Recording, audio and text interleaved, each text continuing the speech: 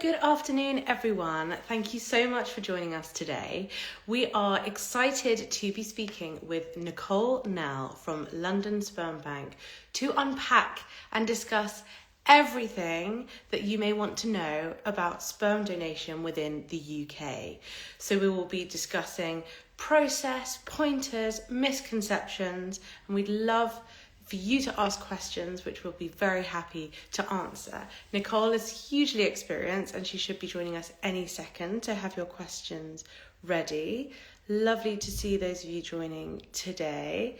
As I mentioned, we will be unpacking everything that you may want to know about the sperm donation process, pointers and misconceptions within the UK. So please have your questions ready. I'm going to invite Nicole in now and then we can get chatting. Nice to see everyone today.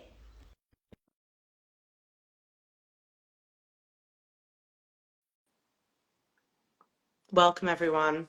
It's going to be a very, very insightful conversation, so make sure you watch till the end. Just getting Nicole in now and then we can start.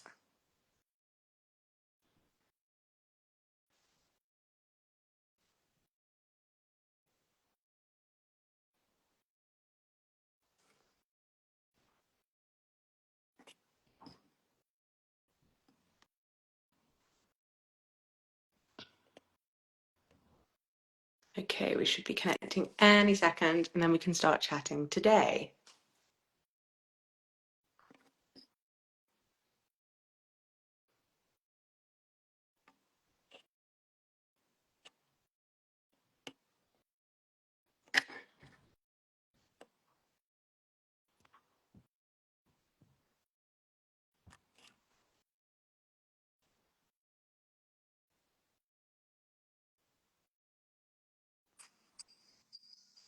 Hello, Nicole. Hi, Hi, Eloise. Eloise. How How are are you? you?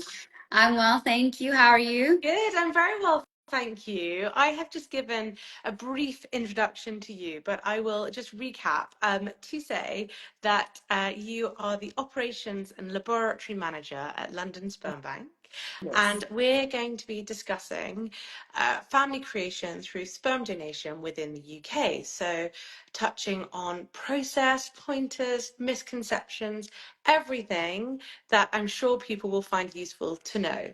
So thank you so much for joining me today. We're so grateful to have you here because you have huge experience and knowledge in this area. So Thank you welcome. so much. Yeah, it's lovely to be here. Always nice talking about a topic that I'm very passionate about. So, looking forward to it. Amazing.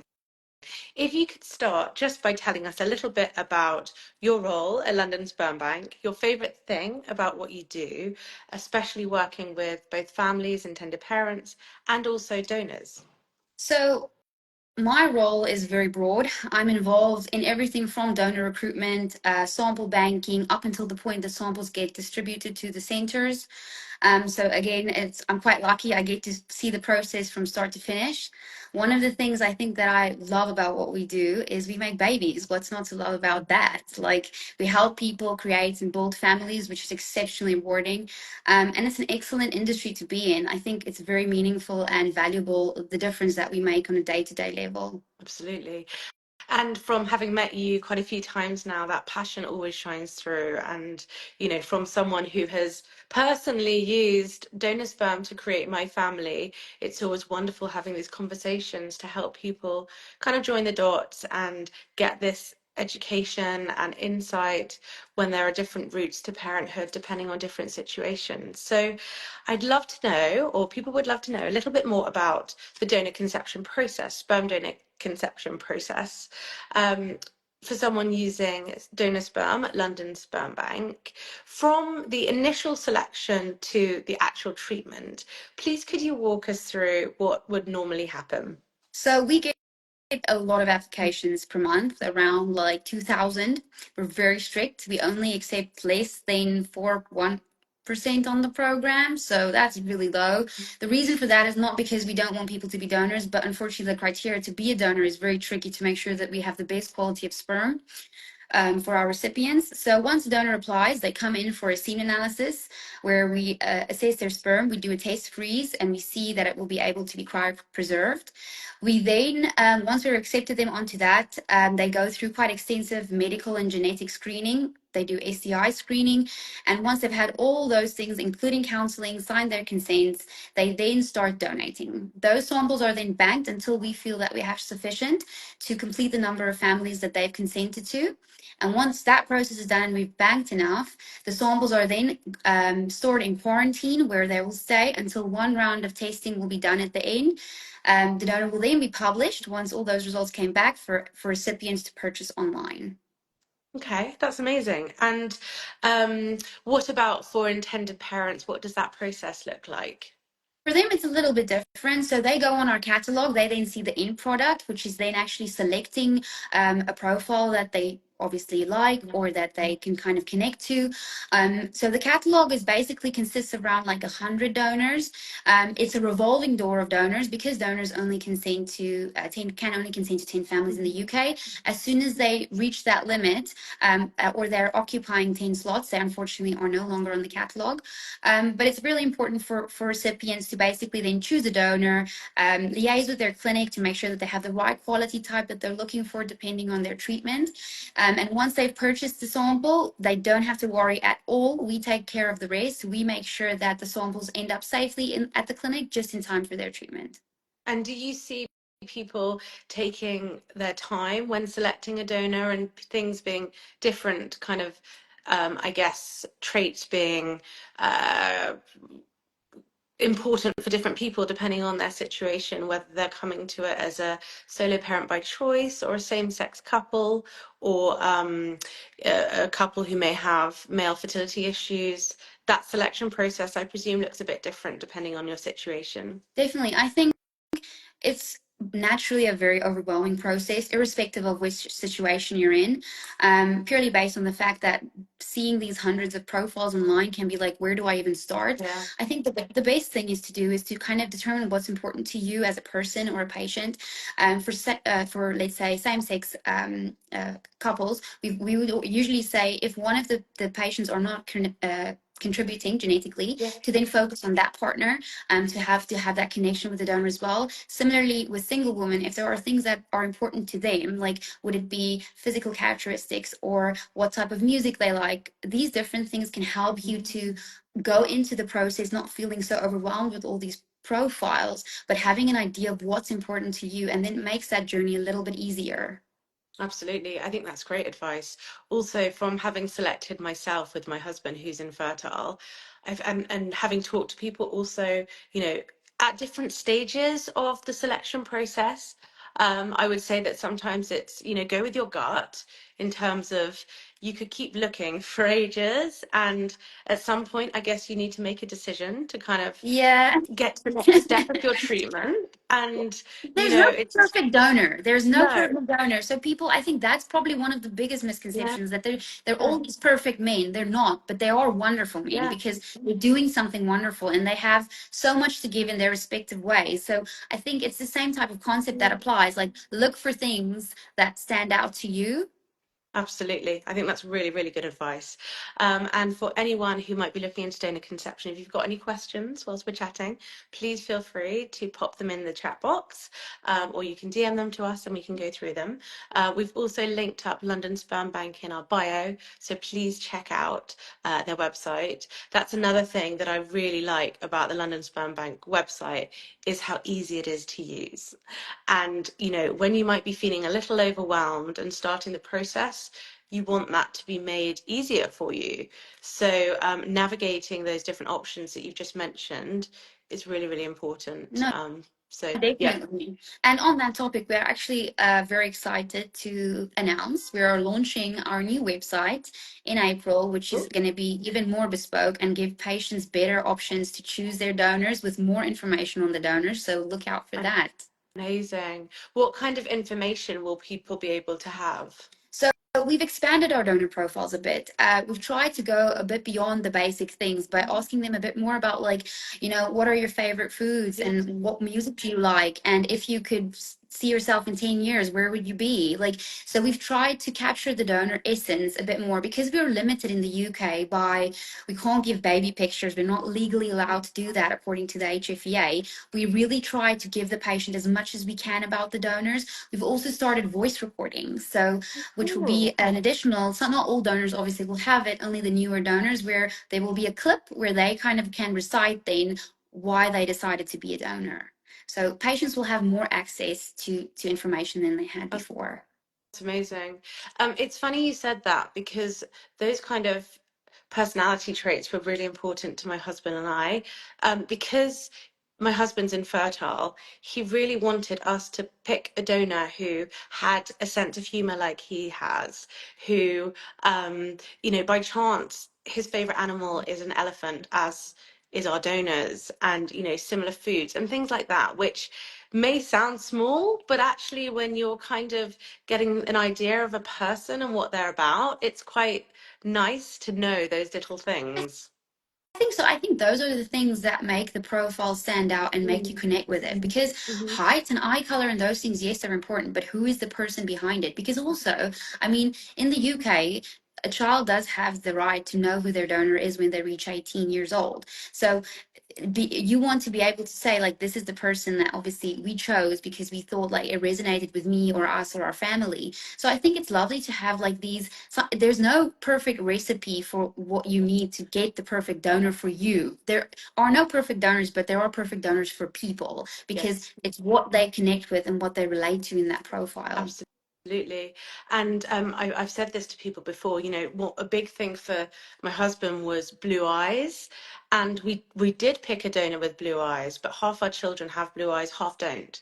And it really doesn't matter to us now. Do you know what I mean? Yeah. It's kind of those things that you might be looking for when that process has been successful, and you've got the baby there. Those Some of those things kind of don't seem as important as they may have done before No, before definitely. It's a difficult process, and I think it's so normal to feel Yeah. overwhelmed. But I think just find a good place to start.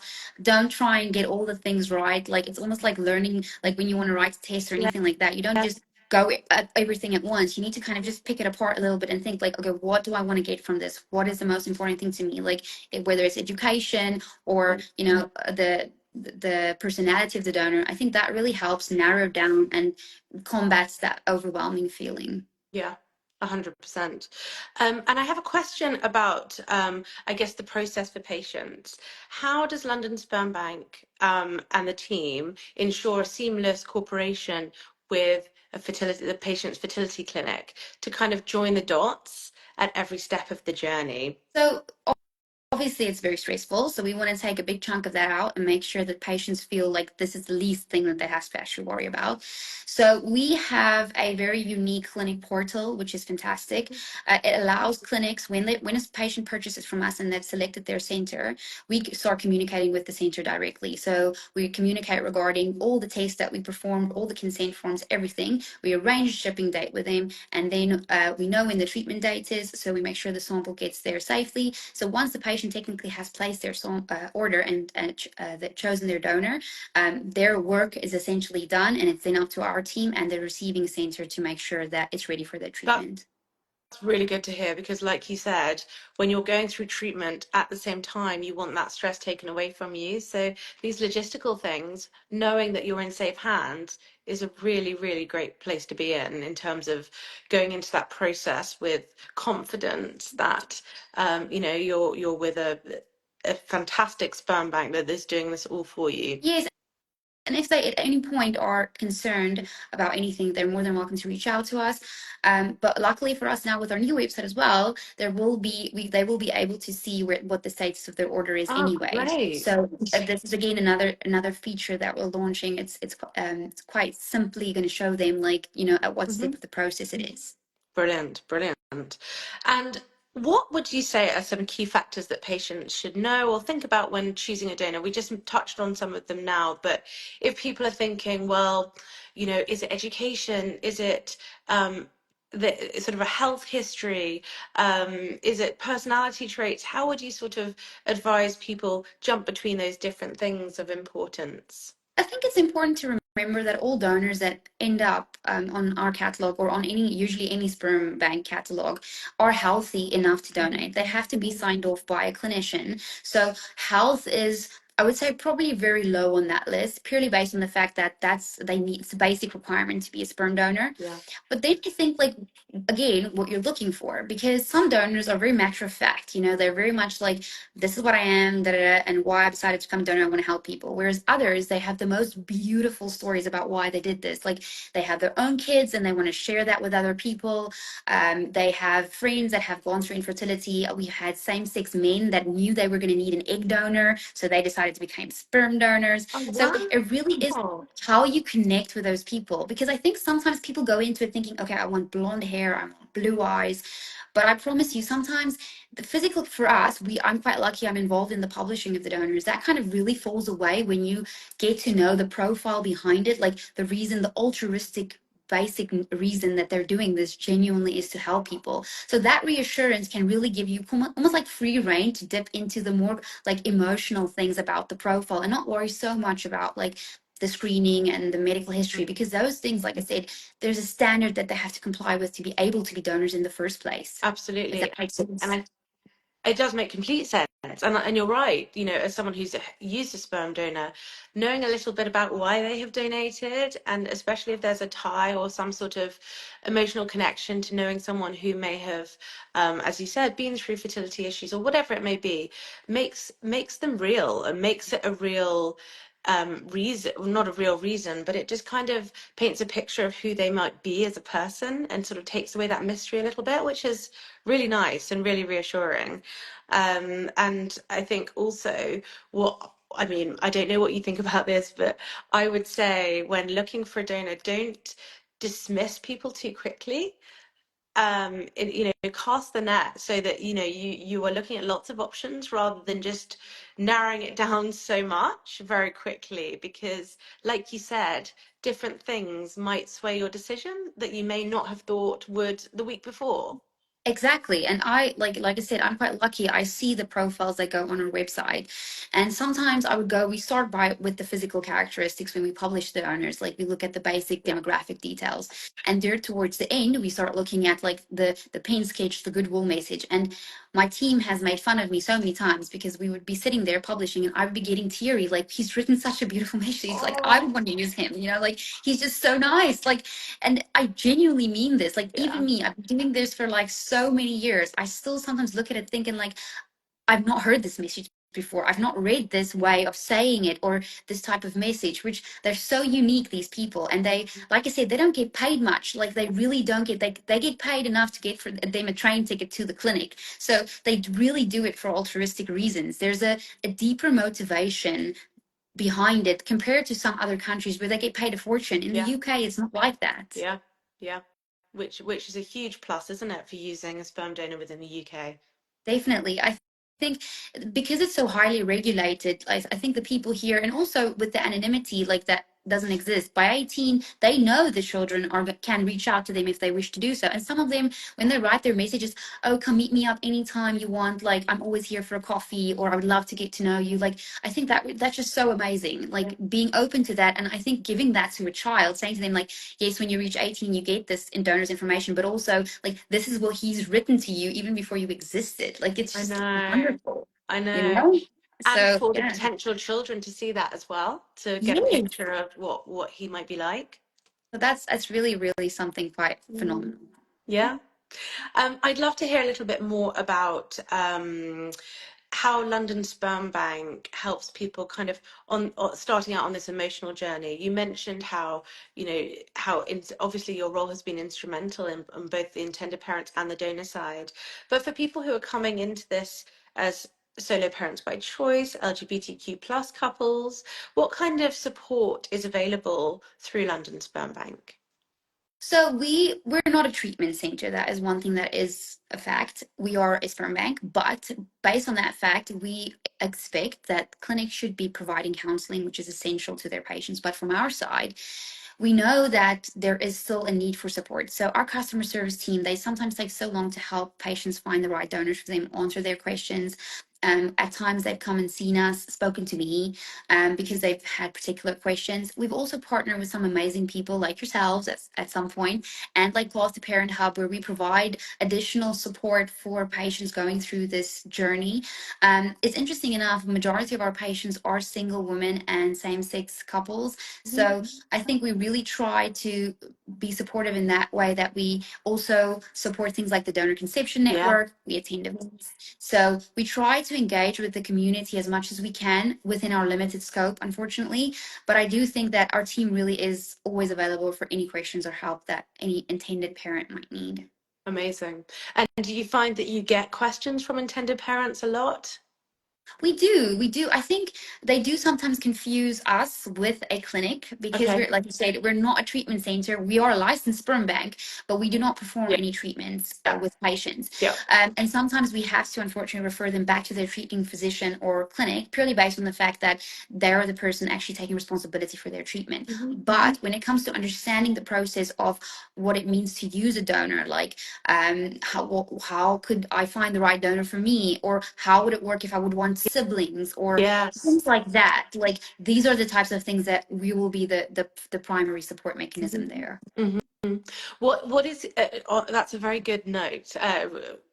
Quite well point you raised for people coming into this, maybe wanting more than one child.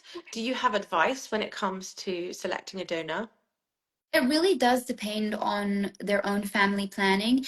I personally, if you would want more than one child and depending on your treatment, I would always advise patients to purchase more vials. Unfortunately, donor vials sell out very Hmm. quickly. And as you can imagine, there is a limit in the UK. Luckily, if you already own a family slot, right, or Yeah, if you already have a family slot where you have a child, yeah, then you continue to count as the same family, but that doesn't mean that there will be samples left for that donor. Each donor banks uniquely. Some might bank, a lot of vials. Others might not bank as many vials. So what we always say is, if you are planning on having more than one child, it is always advisable to purchase more samples, and you keep them in storage, and you don't have to worry about that in the future.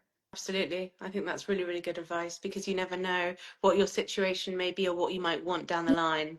No, and I recently had a couple, they literally wanted their fifth child from the donor as well. And luckily we did have some samples left, but the probability of that happening is Yeah, so low. So yeah, that's why I'm saying I think if it's rather safe than sorry situation, yeah, personally. absolutely, absolutely. Are there any big misconceptions about sperm donation that you often hear? And if so, what is the reality behind them?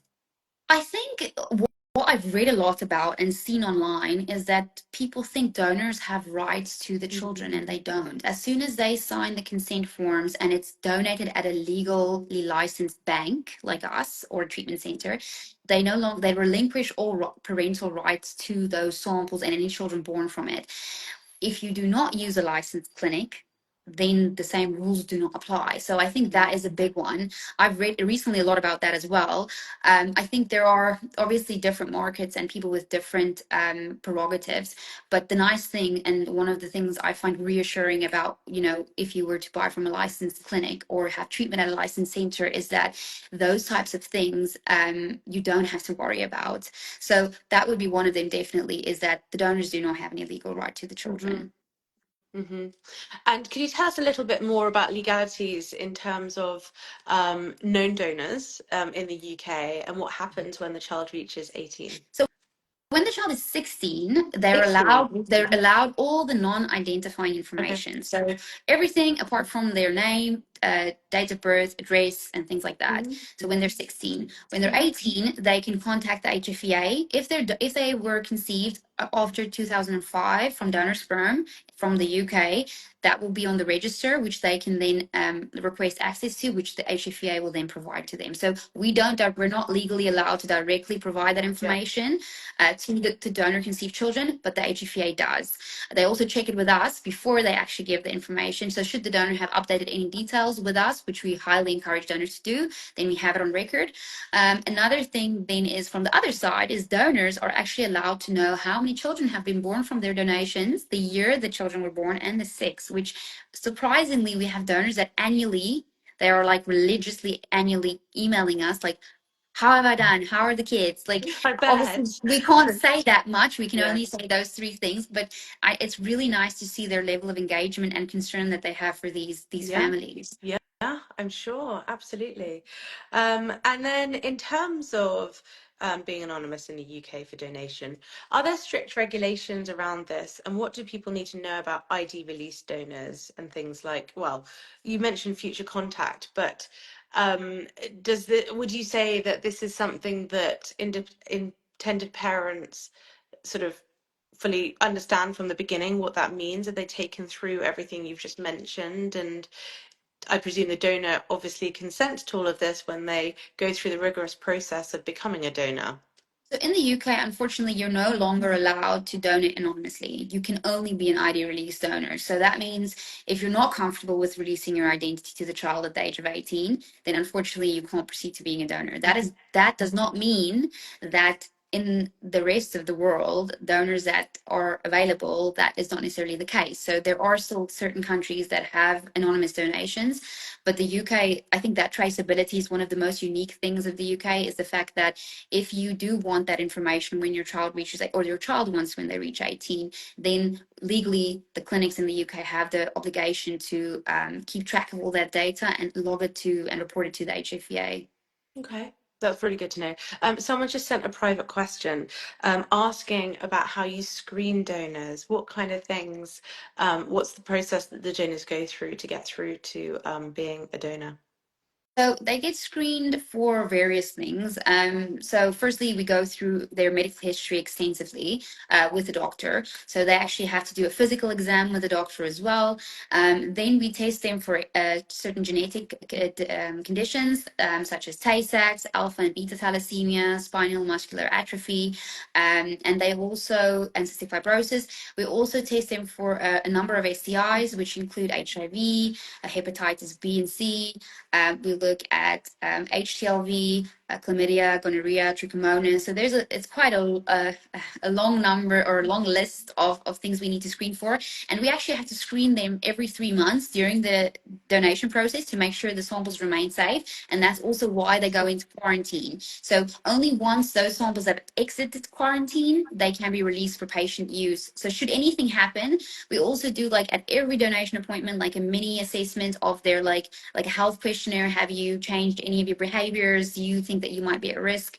And our donors are pretty good at being very honest and understanding the risks. That's why also with us, counseling with our donors is mandatory for them to understand the implication of being a donor, and if they are untruthful, what the impact of that could be along the lines. Mm. So I think we have a very robust screening system. Mm. But that's really reassuring as an intended parent to know that, to have got through that process. Someone is very committed to being a donor. It's not like a quick decision. It's something they've really thought about and they've discussed all the implications, Yes.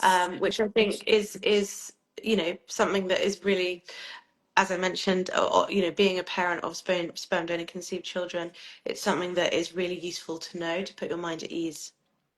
No, I think especially like people think if you're a donor, you literally show up to the clinic, produce a sample, and leave, and then that's the donation. And I think there probably are countries where it works like that. But in the UK, to be a sperm donor is like a 6 to 12 month commitment. Like Amazing. it's a really big commitment. And like I said, they can only get up to £45 a visit, which is not a lot. Mm. It really does only cover their train ticket. We're not Yeah. allowed to give them anything else. So they genuinely do it for altruistic reasons. Yeah. So it does take a very special type of guy to commit to that in their own free time to want to help someone out, Mm. I would say.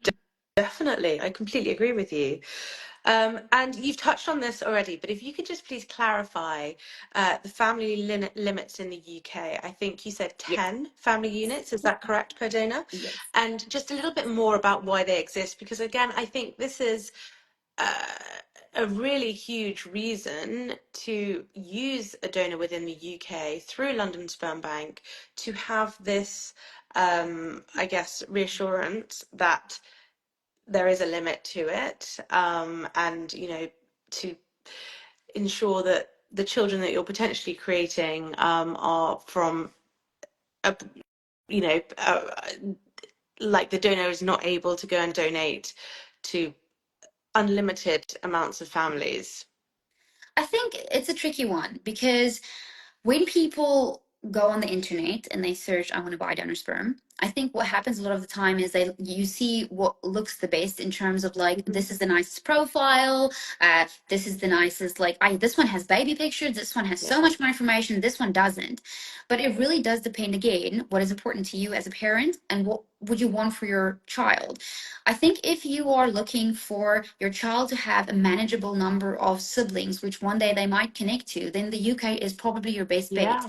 because of the fact that donors that are recruited here, they and used in the UK, they have a 10 family limit. Yes, there could be donors where they would be sold abroad, but again, this should be transparent from the Mhm. start. So I think it really does depend. Some patients I know, they have no objection to their child having multiple siblings all over the world, and that's fine too.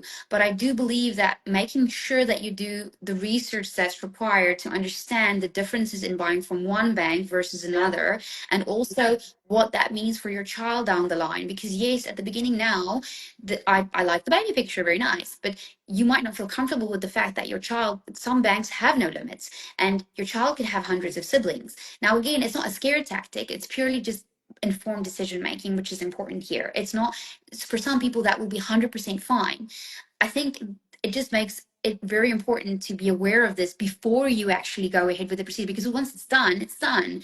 And I think sometimes with these procedures, I mean, I've been lucky to attend various talks about that donor conceived children have given about their Mm. experiences.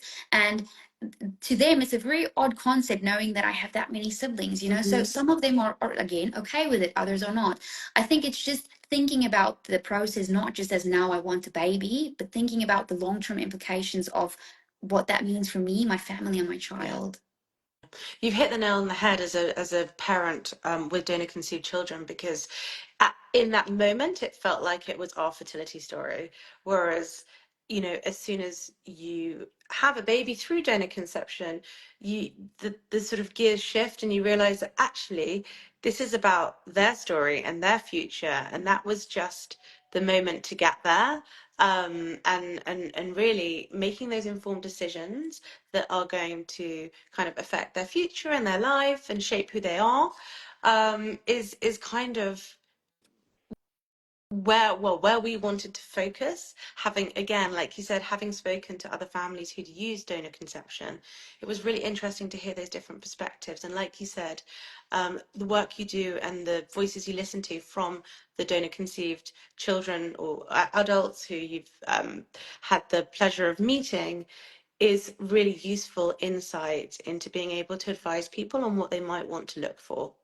or Yeah, look and I out think for. it's a very good point that you make, Eloise. I think it is.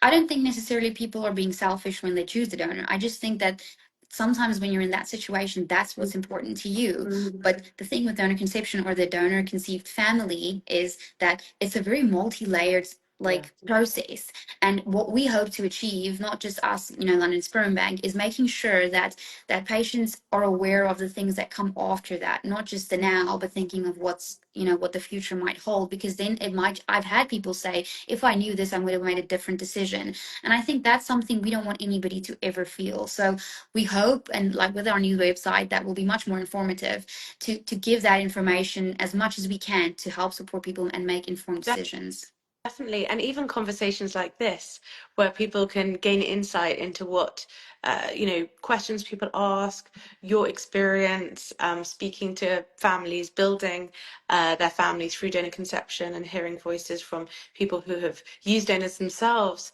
is really helpful to be able to sort of steer your direction in terms of what you might be looking for and what you might want to think about. Definitely. Um, so I wanted to ask you if you have time.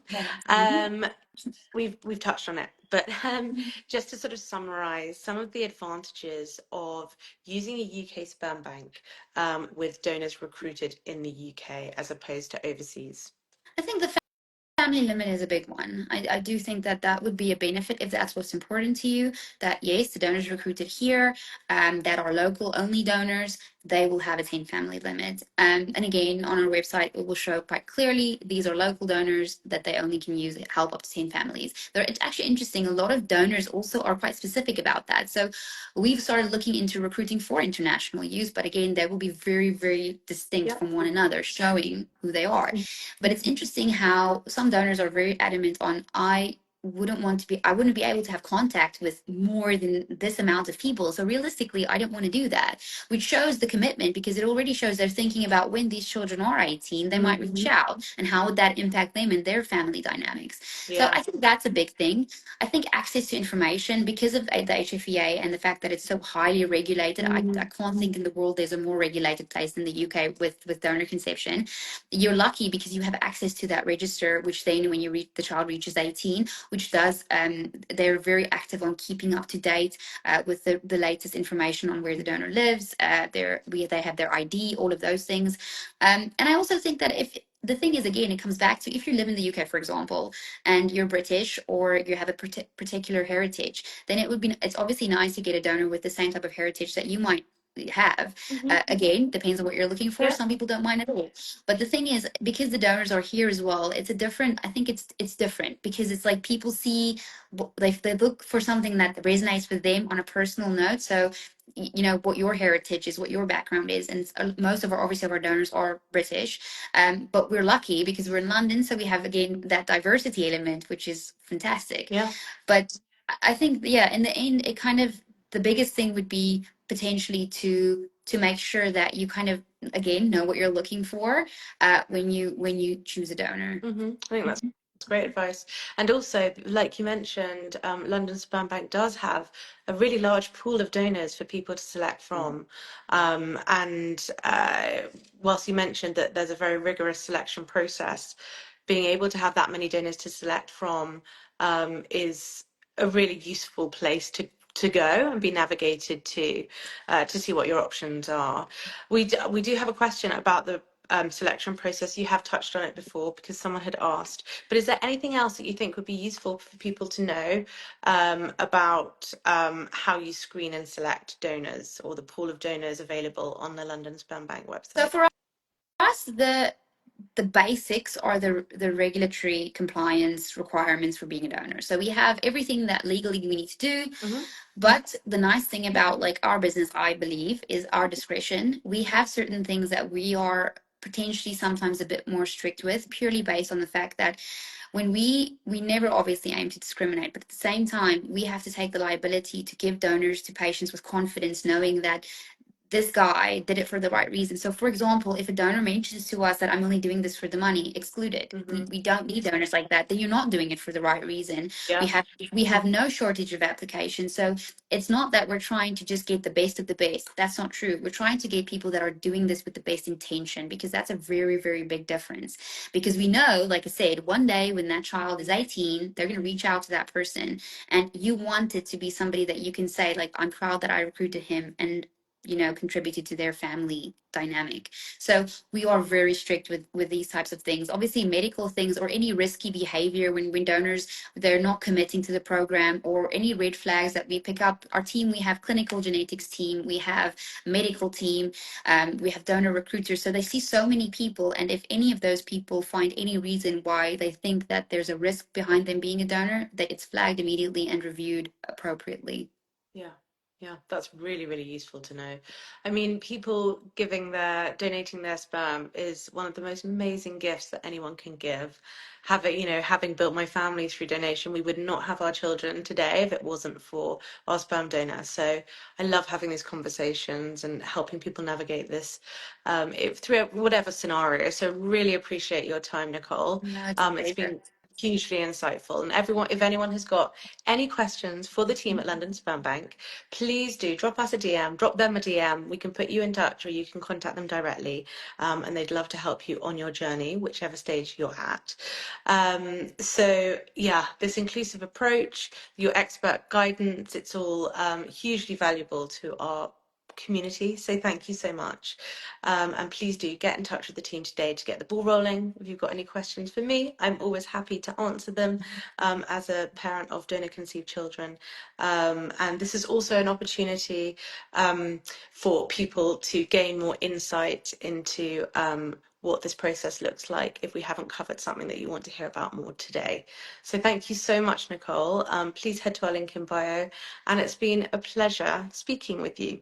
Thank you so much, Eloise. It's been lovely. And yes, if there's anything else, please don't hesitate to reach out to us. We are always happy to help and support where we can. Is there any last piece of advice you would give to anyone potentially looking for a donor? Don't look for the perfect guy. Like, don't look for the perfect donor. Look for the thing that's perfect for you, which means what's important to you. That's what I would say.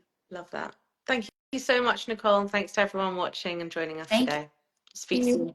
Thanks, Bye. everyone. Bye-bye. Bye.